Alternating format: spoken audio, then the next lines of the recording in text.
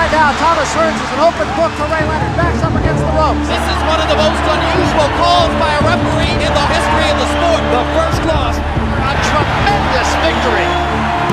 Leonard fighting off the ropes. It happened. It happened. An uppercut by Douglas. Down goes Tyson. Thompson, right hand shot. Lennox Lewis knocks out by Tyson. Slips to the canvas. The champion struggles to stay on his feet. How do you like it? How do you like it? Welcome, fight fans, to another episode of BTR Boxing Podcast Legendary Nights, with me, your host, John Bastow, joined as always by Johnston Brown, for this latest episode, as voted for by you, the users of Twitter, the listeners to the podcast. You voted for Sweet Revenge, Lennox Lewis versus Hasim Rahman, the rematch. We're going to be talking about this fight in its entirety, build up, breakdown, aftermath. We're also obviously going to touch on the first fight and how this came about. But before we get into it, of course, go and follow us on social media at BTR Boxing Pod on Twitter and BTR Boxing Podcast on Facebook. If you've not already subscribed to the podcast, you can do so by checking us out on Apple Podcasts. Please go on there and subscribe. If you've already subscribed, please rate and review us. Also, you can find us on Podbean, Stitcher, Spreaker, Player FM, and even Spotify. And if you want to, you can subscribe to Eat, Seat, Boxing Repeat's YouTube channel and find us on there as well. So this is it then, guys, as voted for by you in the Sweet Revenge poll. This is the tale of Lennox Lewis versus Hasim Rahman, number 2.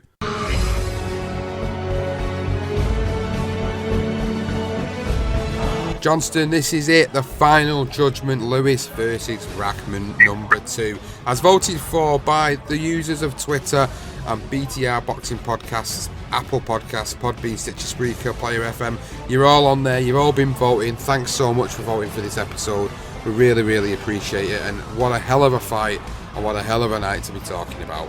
It really is sweet revenge for Lennox Lewis. It was a good pick from those who voted on Twitter. It was a decent poll with Patterson Johansson 2, Bo Holyfield 2, and Lewis Smelling 2, and it was a clear winner. So good pick from the viewers, and it's great to be able to cover Lennox Lewis once again, this time against Hasim Rahman. So it's the second time he's popped up on the Legendary Nights series. The first one was the first Evander Holyfield fight, and now we get the Rahman fight a little bit later on in his career. So as always, we're going to break the Legendary Nights episode down by looking a little bit into the career of Lennox Lewis before the Rahman fight, and we will include the first Rahman fight, of course, as well, and discuss what led into this second fight.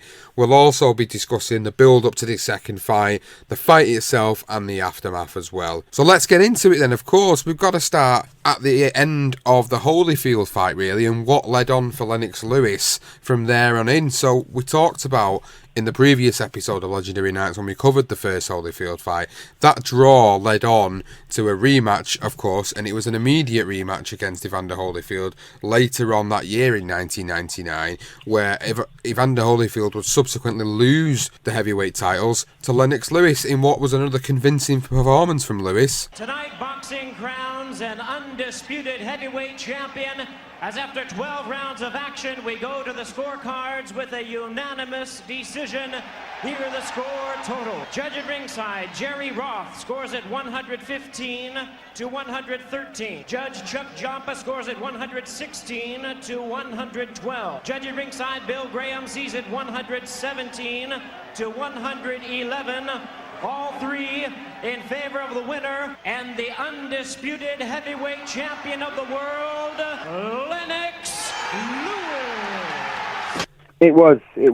It was actually a little bit closer in terms of looking at the first one, although the other one was a draw. So it was interesting because that was a shocking, really bad judging performance for me. I don't understand how Lennox Lewis didn't win the first one. In the second one, it was a little bit tighter, a little bit closer. But even saying that, I think Lennox Lewis won the fight, and he was clearly the better man on the night once again, and he deserved to then become the number one heavyweight in the division for me, before obviously moving on to Michael Grant. So Michael Grant was 31-0 at the time Lennox Lewis got in the ring with him, and it was obviously a big test for him because at this point Michael Grant was obviously beating everybody that was put in front of him at this point in time. So he'd been beating guys that would come up in the Legendary Night series before and on our career profile series. So we had Lou Savarese in there, we had Andrew Gallotta in there, and then obviously he bumped into Lennox Lewis and lost to Lennox Lewis. I thought this was a really, really good performance from Lennox Lewis when he went in there and he stopped Michael Grant in the second round. It was good to see Lennox back to those destructive ways, if you like, really sort of throwing that jab with intentions and then following it up with a right, and just in the end, I thought Grant, he obviously seized the opportunity against Grant and got rid of him in the second round, and it was a nice vintage performance from Lennox, and again, he was just proving once again that he was the man in the division and the best out of them all, really. Obviously, in the horizon was obviously everybody wanted to see the Mike Tyson fight, but another great performance from Lennox. It was another great performance from Lennox, and this is where he started to go on a little bit of a run before the first Hasim Rahman fight. His next fight was against former Mike Tyson opponent in Franz Bova. Now, Franz Bova was knocked out by Mike Tyson in 1999, and then Lennox Lewis gets in the ring, and obviously people are making the immediate comparisons. Will Lennox Lewis go in there and knock him out? Will he beat him the same way Tyson did? Well, yeah, he did. He went in there and knocked him out within 2 rounds, and just shown again why people regarded him as the best heavyweight in the world. He held the titles. There was nobody out there essentially that could beat him at this point. And then he moved on again to another dangerous opponent, a dangerous puncher in David Chua, who was 37 and 1 loss at that point in his career as well. So he was another danger fight for Lennox Lewis. But again, Lewis, he just overcame this. He negated everything Chua had. People were saying, you're going to get caught off this guy. If you get caught off him, we know what was going to happen. But he managed to keep him at range all the way through the fight and boxed him to a unanimous decision, and really impressive performance. It was, and David Chua he's a funny one, isn't he? Because he was so little for a heavyweight. He was tiny. We speak now about sort of Anthony Joshua and fighting smaller opponents and how difficult it can be. But Lewis proved on the night that it was pretty comfortable for him all night. I remember watching that fight around a friend's house, and he literally just boxed his head off. He used his jab well and kept Chua away. He didn't want to get Chua. The last thing you want to do is have Chua get sort of close to you and push you up against the ropes, which he didn't allow him to do, and he won it convincingly. It was a very good performance from Lennox Lewis, and again, he just continued to just move on through the division.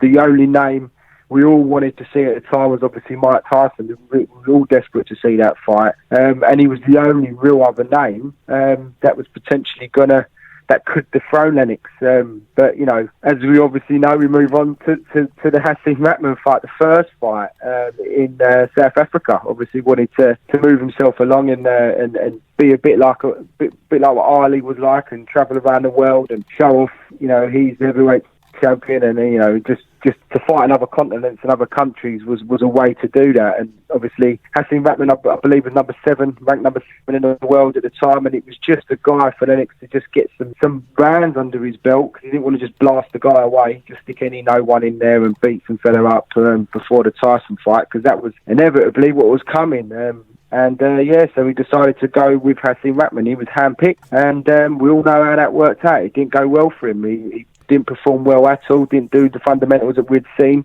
as we've just discussed and spoke about, against Grant and Chua, and he got caught. And he got caught big with that big right hand and got flattened. Lennox Lewis is like a big cat.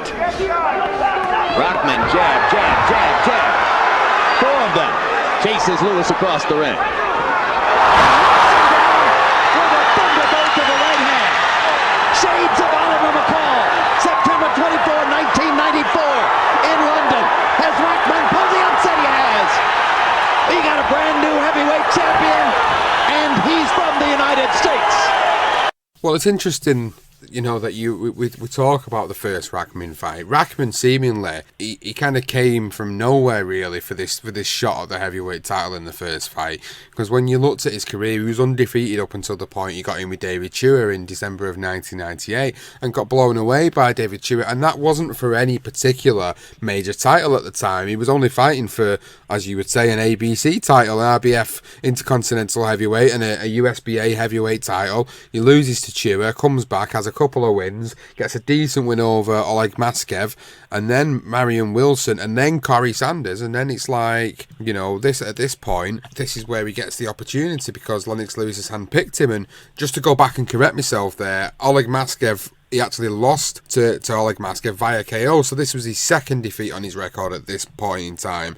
So, you know, he wasn't really anybody that I would say was feared in the heavyweight division at this point. I think it's fair to say that when this fight was made for the first time, I think it's easy to sit here and say now that Lewis definitely overlooked Hasim Rahman in that first fight. And with the way Lewis was at the time, you know, he was on top of the world, he was the king of the heavyweights, nobody at that point could touch him in the division. It was all leading to that big fight with Mike Tyson, and then we got to South Africa and things just went really drastically wrong overnight, and it was one punch that shook the world back in 2001 when Hasim Rahman stopped Lennox Lewis in 5 rounds to become the unified heavyweight champion of the world. Yeah, it really did. I remember watching the fight on BBC One. You know what? When I was looking back on this, I didn't realise it was on BBC One, but you know, it's very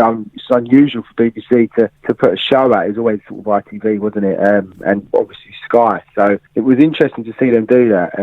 So it is actually on YouTube. The whole hour, like 3 hours or 4 hours of the actual full show is actually all on there. So I was quite interesting to watch that back. And obviously Hasim Rahman was a 20-1 underdog. And as you say, I mean, the Chua fight, I mean, I didn't even know. I'll be blatantly honest, all I knew of Hasim Rahman is he was the opponent for Lennox Lewis. The first time I'd ever heard of him.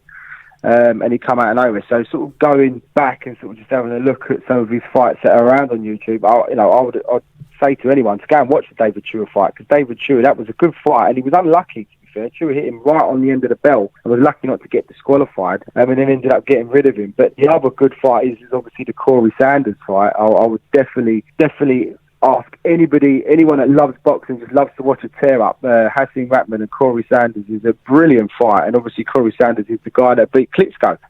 So if anyone didn't know that, so yeah, a good fight to go back and look at. But yeah, he actually come in. He was a complete underdog. No one expected him to derail Lennox Lewis. Everyone was expecting that Mike Tyson fight, and well, you know, it was a shock defeat, and Lennox, you know, he was hurt. I mean, there was a couple of times in sort of around the 4th round, I believe, even the 3rd round, he was landing that right hand at will. And one of the commentators, I can't think who it was, but there was a commentator on BBC, on the BBC network that's on YouTube, that kept saying that he keeps hitting him with his right hand. He's got to be careful with his right hand, and he just kept dropping that left hand, and it was like he was inviting Hasim Rahman to land it, and he did in the end in that 5th round, and he absolutely flattened Lennox Lewis, and yeah, an absolute shock. One of the biggest shocks for me in heavyweight boxing. Yeah, definitely. I totally agree. And just touching on the point about the fact that it was on the BBC over here in the UK, as you said, it was quite unusual because BBC had not really picked up boxing for quite a long time.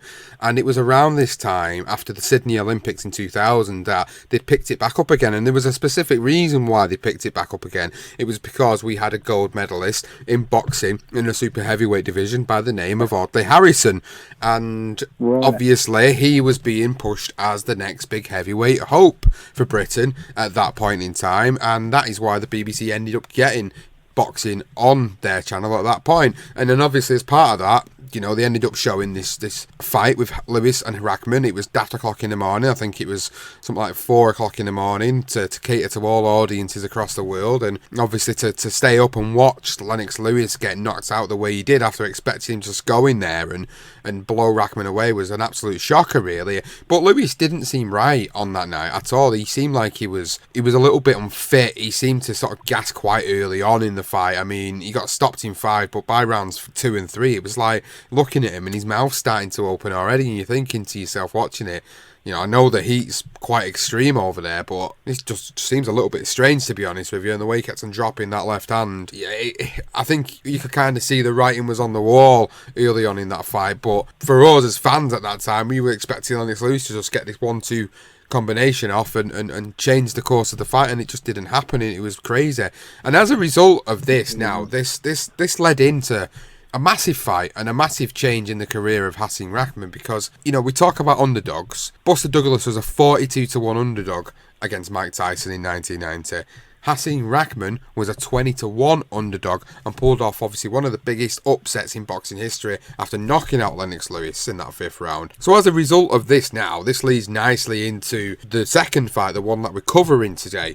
And as a result of that victory over Lennox Lewis, it changed the life of Hasim Rahman, because Hasim Rahman then gets the opportunity to join a massive promoter.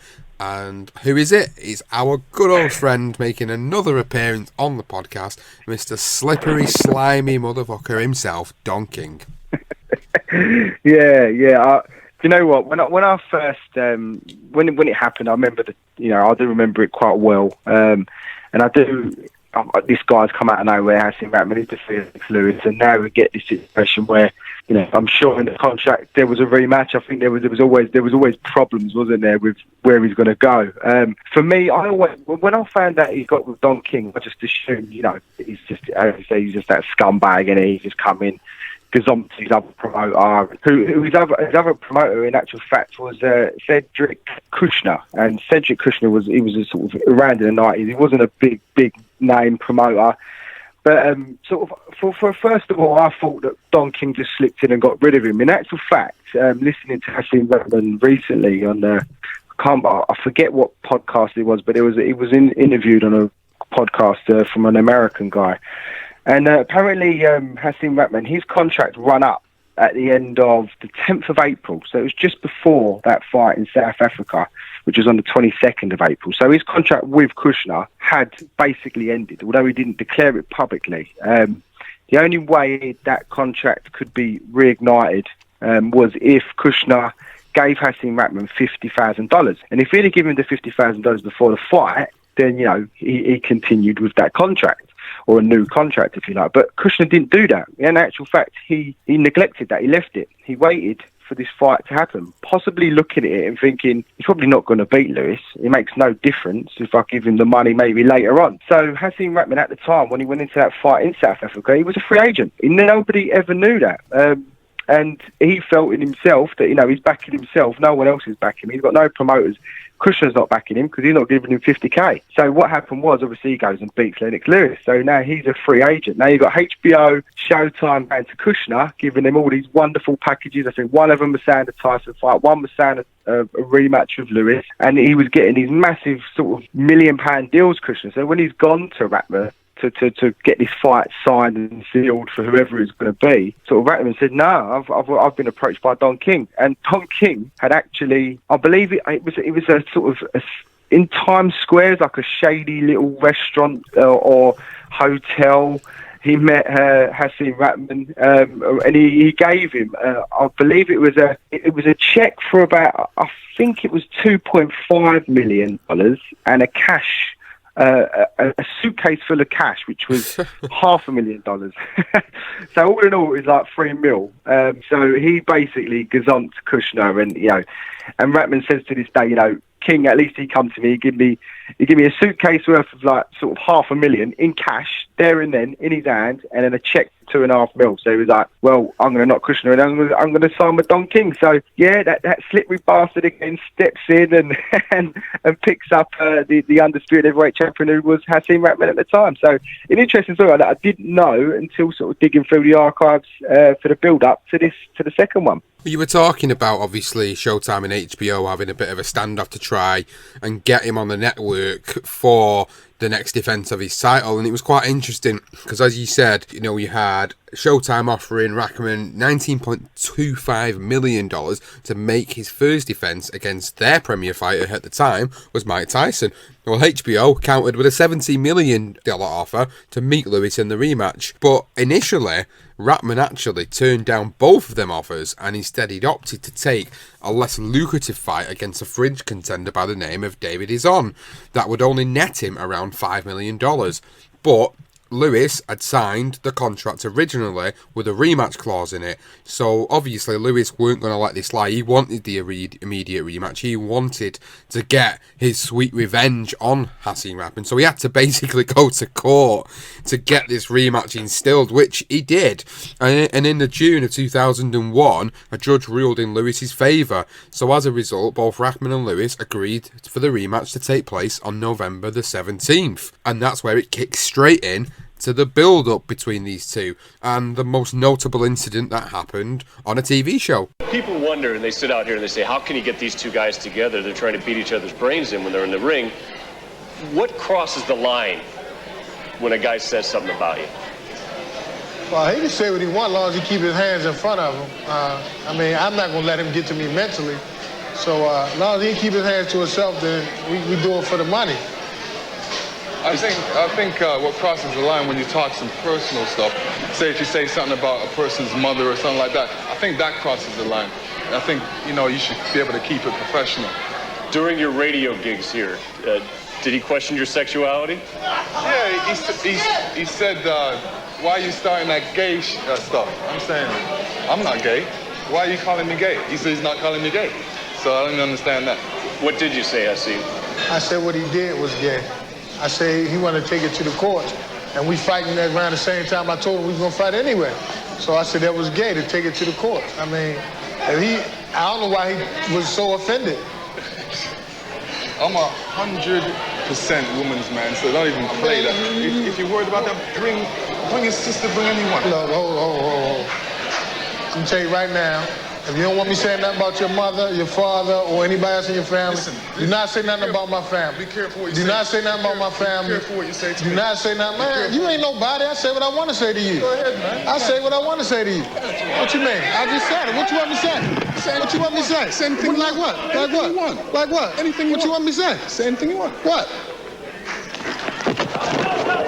Fellas. Okay, we don't want that. Guys,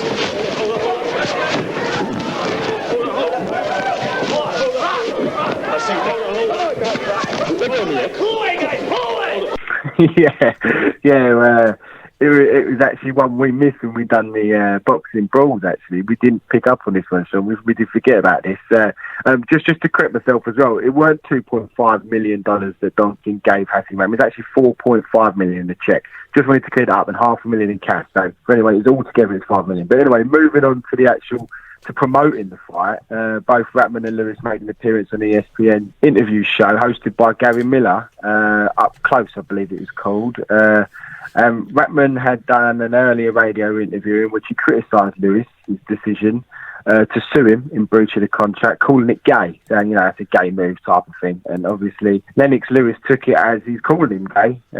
So when they eventually met face-to-face at this face-to-face up close with Gary Miller on ESPN, it started to get a little bit silly. And in the end, Lewis did throw the line, which I thought was a little bit below the belt, was, if you think I'm gay, well, bring me your sister. And Rahman didn't quite like that at all. So the two ended up sort of face-to-face. And then, in the end, they ended up having a little roll around on the floor.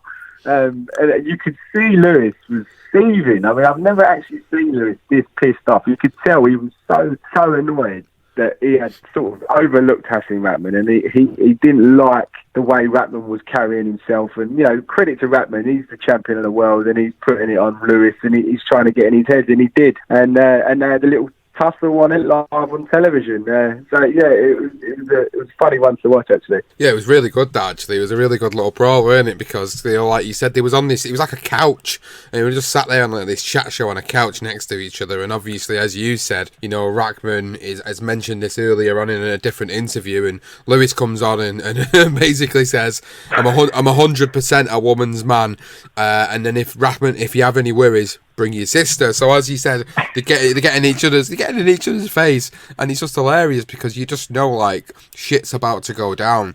And then Lewis sort of delivers the first bit of physical altercation because he gives a little bit of a push to Rahman.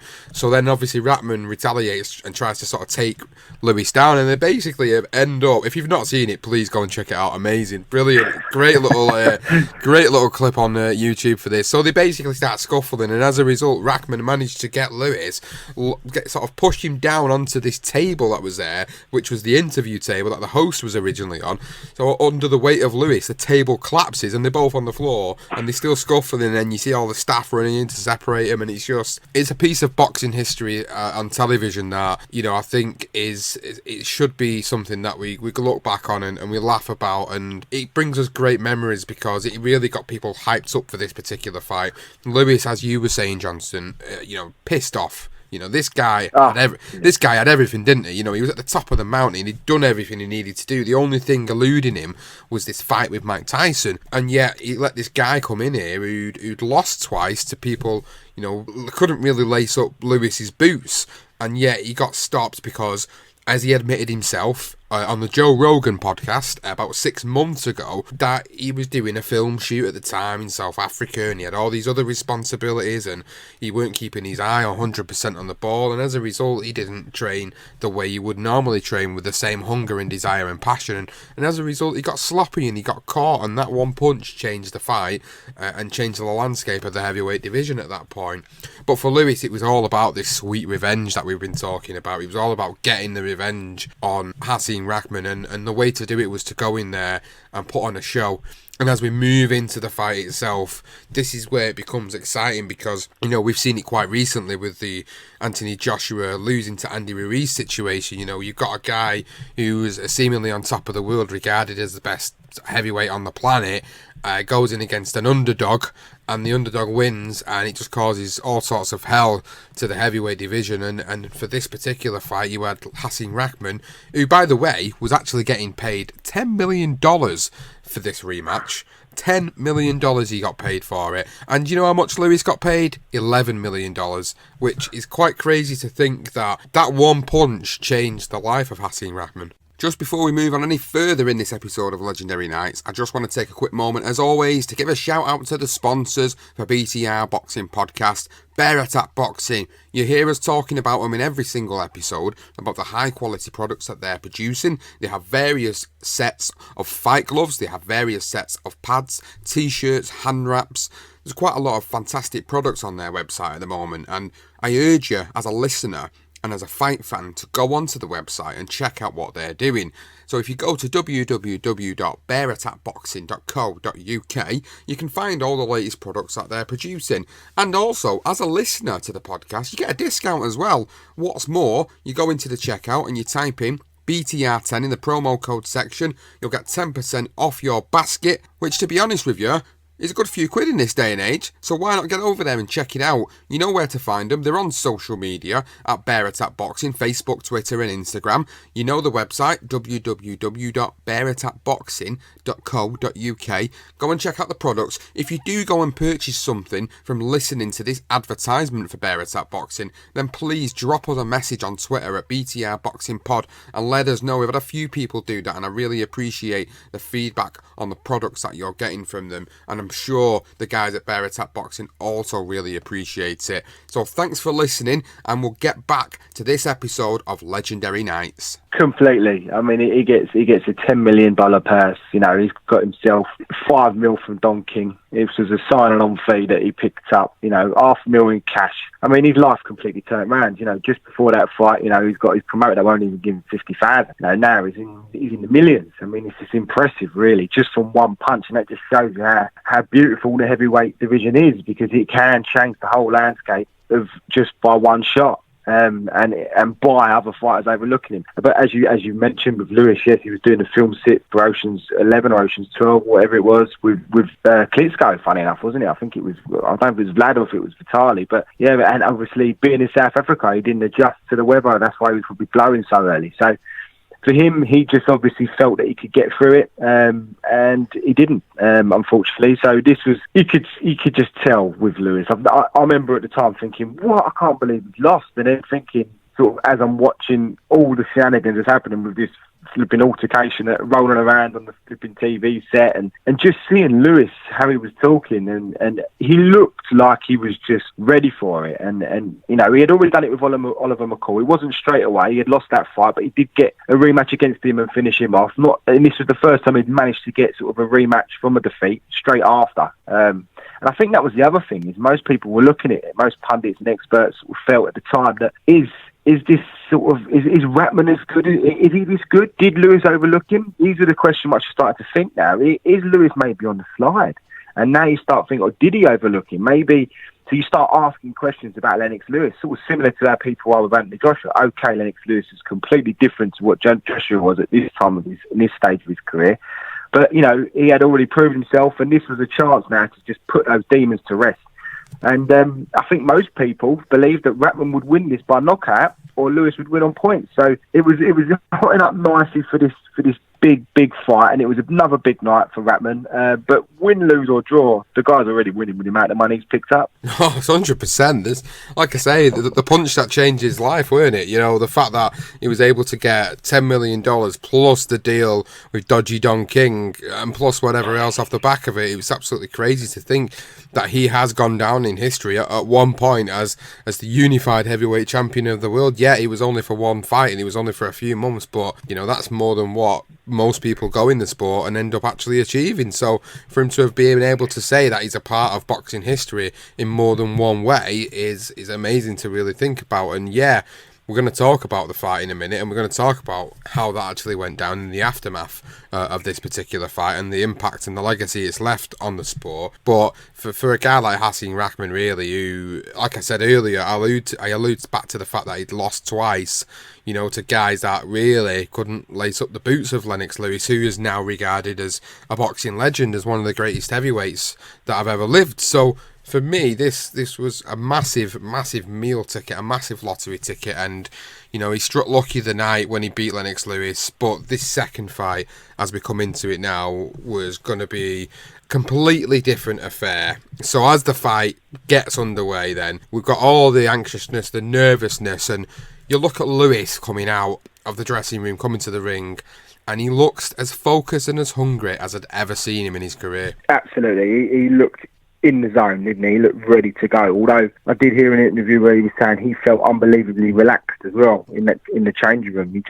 He said, like, on the night when he was sitting there, sort of a few hours or an hour before he came out to the ring, he said he was just nice and calm. He felt calm. He felt like, you know, he'd done everything he needed to do. He trained his bollocks off, and he was ready to just, as I say, just put these demons to rest.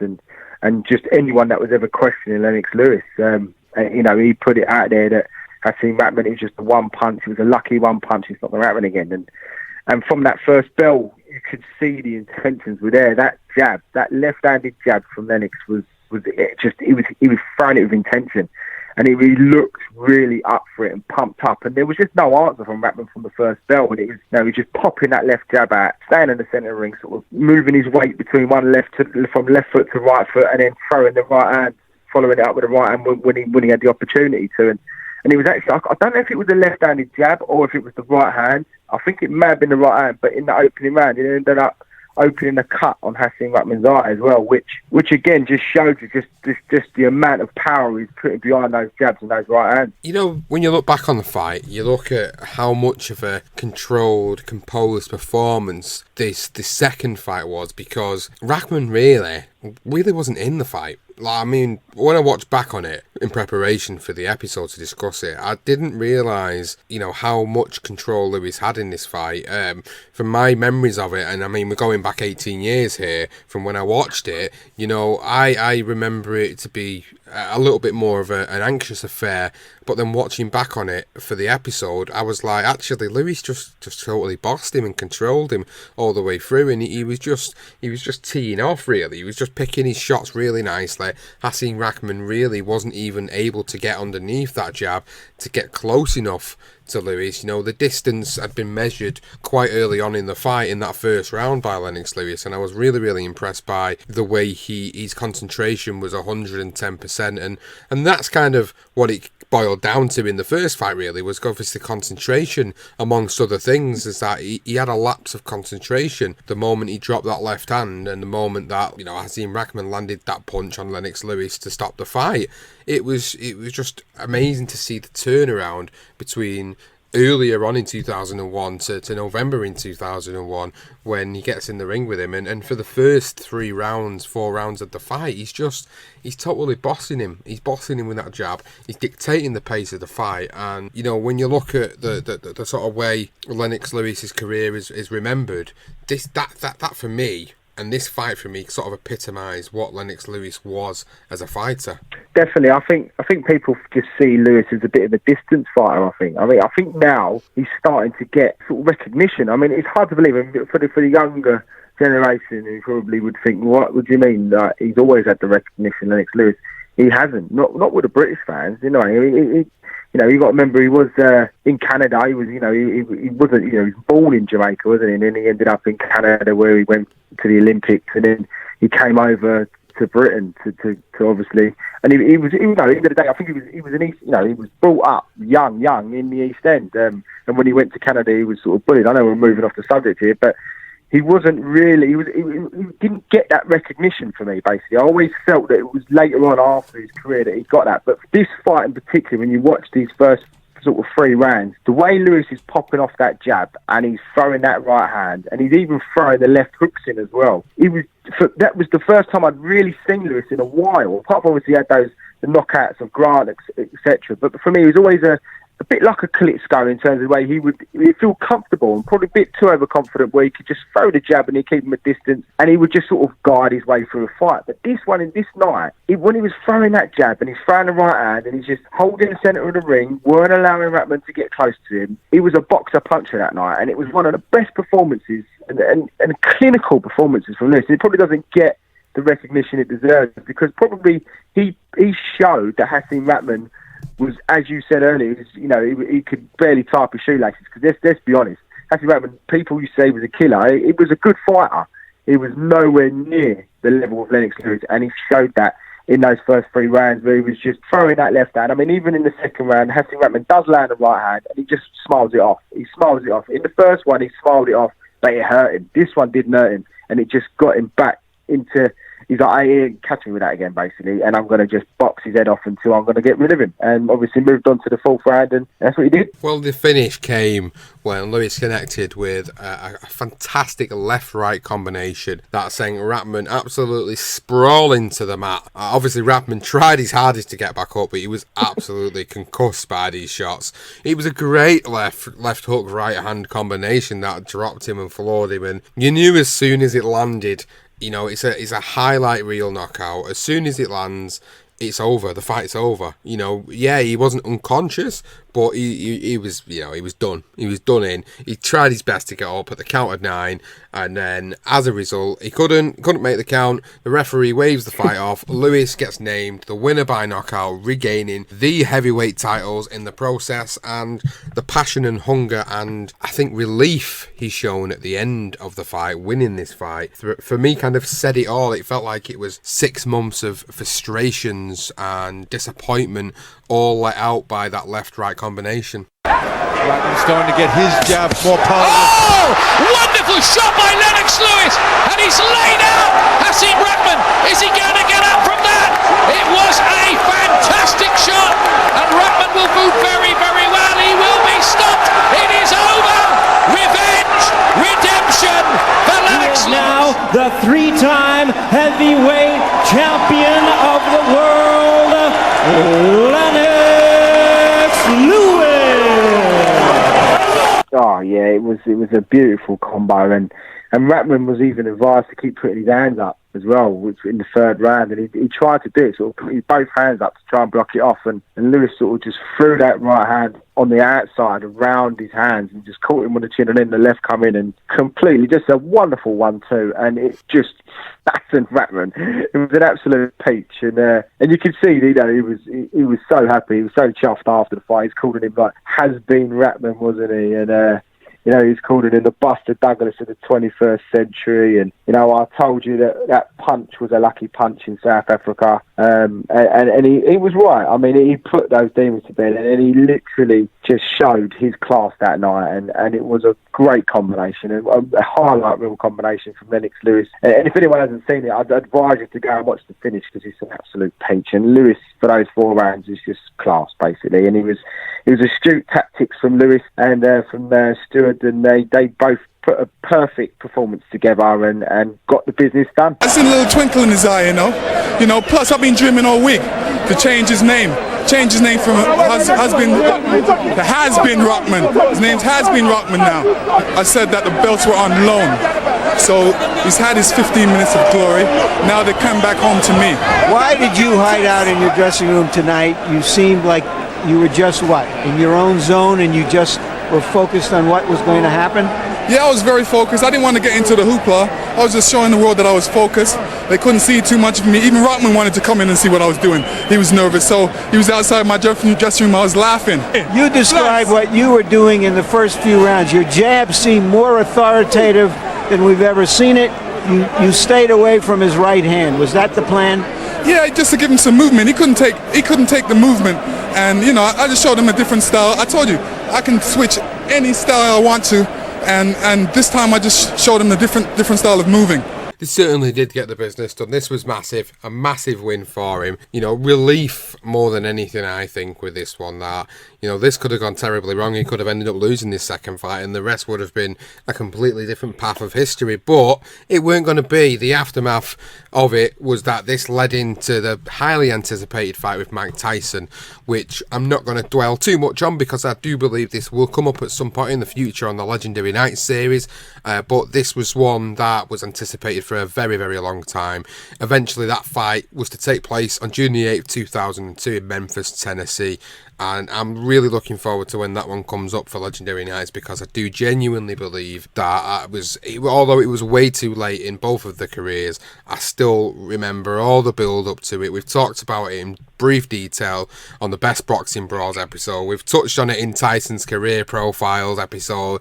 It's one that I am really looking forward to talking about, more so for the build up and the antics outside of the ring, but obviously for the aftermath of these two gentlemen. Now, this led on to Lennox Lewis going on after that to go on and fight Mike Tyson, and then finish his career in 2003 with an absolute slugfest of a war against Vitaly Klitschko in what was an absolutely cracking but underrated last performance from Lennox Lewis. It was, and I think Vitaly proved that night that he's definitely a force, and he's going to be a guy to compete with Lewis in the heavyweight division. And it was a cut that eventually stopped the fight, with Vitaly Klitschko up on all the scorecards, 56-58 by all three. So it was a really bad cut. If anyone ain't seen it, it was a horrific cut. I mean, it was rightly stopped. I mean, we spoke about Tyson the other night. I think this one was worse for me, and it was rightly stopped. You have a look at this and go and look at Fury, and you're talking, Klitschko in the end. Although he was in ahead, Lewis targeted that eye, and eventually he managed to get the stoppage. And the rumour was he was going to have the rematch. It was looking like it was going to happen because of the way it ended, and people felt that, without the cut, Vitaly could have gone on and beat Lewis. And then in the end, Lewis decided to call it a day, maybe because he had already done what he needed to do. And I don't think he quite fancied getting in the ring with a younger, fresher Vitaly Klitschko. And I think he thought, actually, do you know what?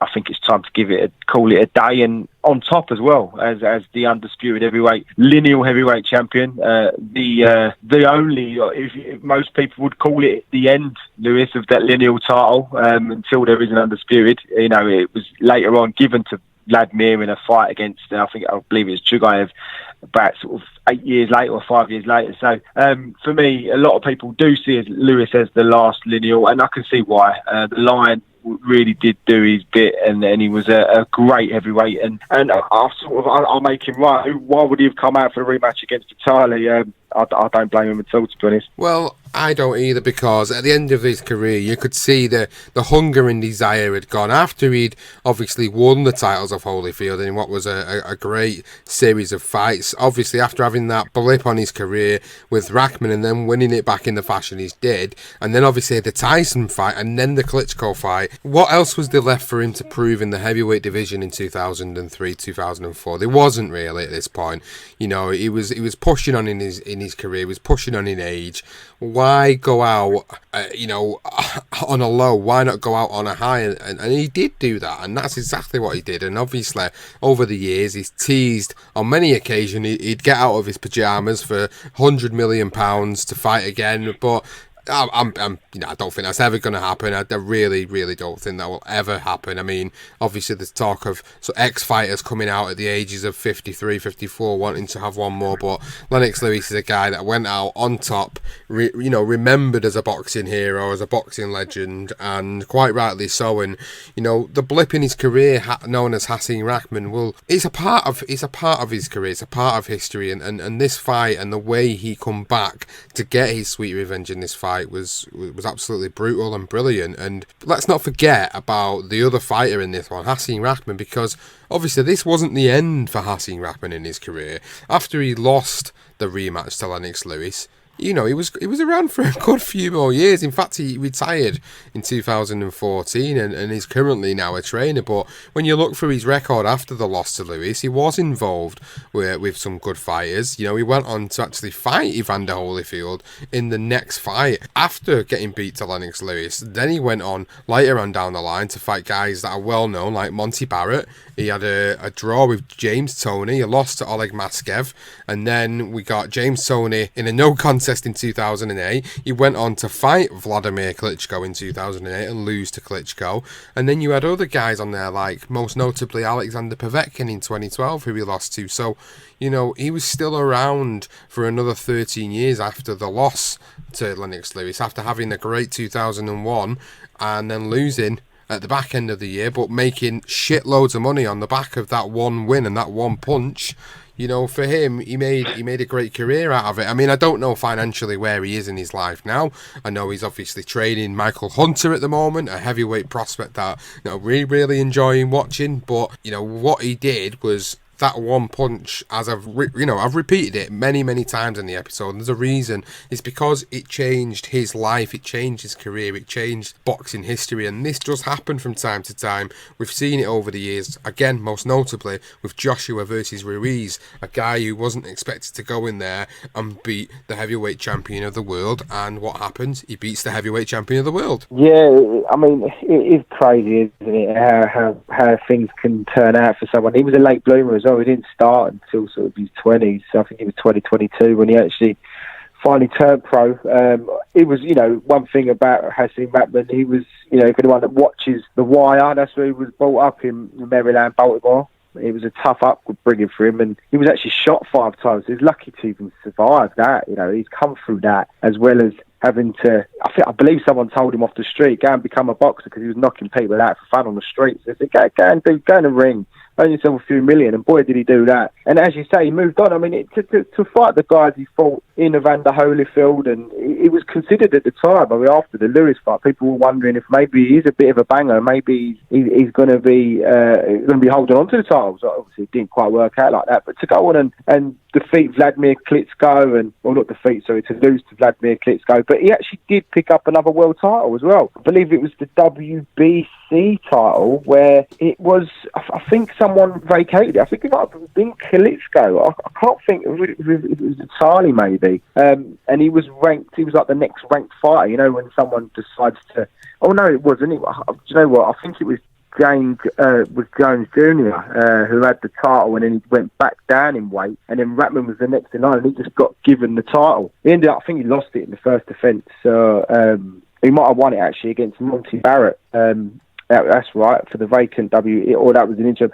I'm getting confused here. It might have been James Toney, but he did pick up another world title, Hasim Rahman. So he's a two-weight world champion, which is incredible, really. You wouldn't think of that when you think of Hasim Rahman. But, he had a troubled upbringing. He got through that, and he earned himself a few bob. And as you say, he's training Hunter, who's a great prospect. So, you can't forget about Hasim Rahman will always go down to obviously the famous win against Lennox Lewis, and rightly so. And he did progress, and he had some good tear-ups, good fights along the way. And credit to the guy. He wasn't not one of the first names you think of when you think of heavyweight boxing, but you do remember it like Buster James Douglas. It's the same thing. It's just the guy that beat the big man, and you're never going to forget them guys. No, you're certainly not. It's been enjoyable to sort of touch on the career of Hasim Rahman really in this one, because it's guys like this that you won't really see come up in this series, because he didn't really do a great significant amount in his career. I know it sounds like I'm sort of contrary to what we've been discussing tonight, but obviously the biggest stamp on his career was beating Lennox Lewis and winning them titles, and then that led on to further opportunities in his career down the line. And the reason that they got them opportunities was because of the fact that he beat Lennox Lewis. Although Lewis absolutely obliterated him in the rematch, he wouldn't have had all them opportunities, as you were saying, beating Monty Barrett, getting that interim WBC heavyweight title, having the draw with James Toney, as I touched on earlier. So he retained that WBC title when he was made full champion, and then he lost it to Oleg Maskev. So, he was involved in some other decent fights throughout his career, obviously fighting another sort of unified champion, so to speak, in Vladimir Klitschko, and then fighting another up-and-coming heavyweight prospect who was 24-0 for another world title, but losing against Alexander Povetkin. So, he did actually turn out to have a pretty good career all in all, and it's surprising about what this one punch did for him in his career. When we boil it all down to this one punch in his career, look what he achieved as a result of it, which is not something I reckon he would have achieved should he have not got that victory over Lennox Lewis. I don't think he would have got all them opportunities, and that's not to say I don't think he was good enough. I just don't think he would have got the same successes should he have not got that victory in the first fight and ended up getting all that money and getting involved with Mr. Slippery and all the other stuff that went along with it. I just think it was a historic moment in boxing history, and quite rightly why people have voted for it as a sweet revenge for this legendary night, because for Lennox Lewis it certainly was a sweet revenge. It was, and that's the point of it. I mean, I think we're being quite respectful to Hasim Rahman. I'm not disrespecting him anyway, but this was a sweet revenge poll. So you had Patterson, you had Johansson in there, you had Bowen, Holyfield, and you had Lewis and Smelling. So you got some massive fighters in there, and Hasim Rahman Lewis was the one that come out on top, and clearly, and that shows you, because it was sweet revenge for Lennox. I mean, Hasim Rahman, he's done what he's done is unreal. This not only earned him shitloads of money, but he's ended up becoming, he got a name for himself. People now would look out for him. I did. I was one of those guys. I didn't know Hasim Rahman before he stepped to the ring against Lennox Lewis, and after that, I followed his career. So, that just shows you. The same thing will happen with Ruiz, what he's done with Joshua. And if he could actually go on and do the same against Joshua, who knows, it's possible. That's what people were saying about Hasim Rahman and Lennox Lewis. Hasim Rahman, Ruiz, are they much different? Probably not, really. I don't think so. I don't think there is much. The difference is Anthony Joshua as good as Lennox Lewis? That's the question you're asking yourself there.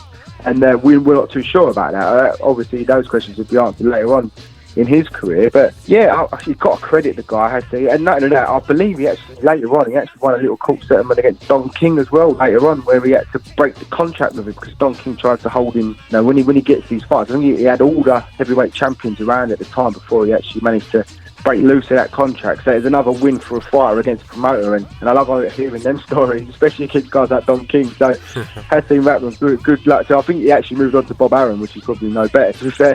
But credit to Hasim, and he had a good career at the end of that, and off the back end of it, and unbelievable really. But he managed to win another world title. So credit to him. And Lennox Lewis will always go down for me. It's probably the best British heavyweight for me. I don't think there's anyone that really touches Lennox at the moment. I've got my favourites, but Lennox for me was the clear best British heavyweight around forever, really. In the whole of history of boxing. That's just my opinion. But yeah, a great fight to cover, and a great pick from the viewers. It certainly was, so thank you to everybody that voted in the Sweet Revenge poll.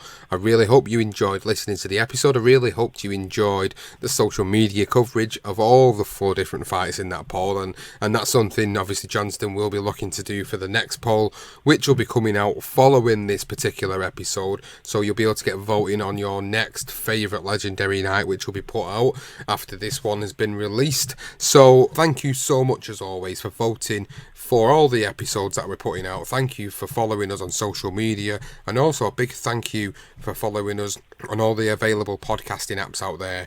If you are an Apple user and you are using Apple Podcasts to listen to this podcast, if you've not already rated it, please go and do it, because it really truly helps us get up the promotional rankings for the podcasting charts. And when you do that rating and you put that review in, gets to more people get to see what we're doing, they get to see the episodes, the feedback that you're giving, that you're enjoying it. So please, if you've got 5 minutes just to go on there, leave us a quick rating and review, please go and do it. And for any of the other podcasting apps as well, you can do the same on there. If you're on Podbean, you can leave a rating, leave a review. If you're on Stitcher, Spreaker or Player FM, you can do it on there.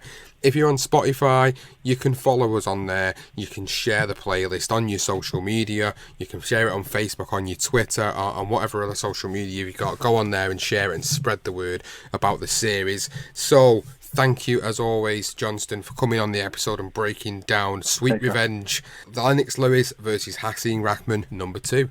And right now, Thomas Hearns is an open book for Ray Leonard. Backs up against the ropes. This is one of the most unusual calls by a referee in the history of the sport. The first loss, a tremendous victory. Leonard fighting off the ropes. It happened. It happened. An uppercut by Douglas.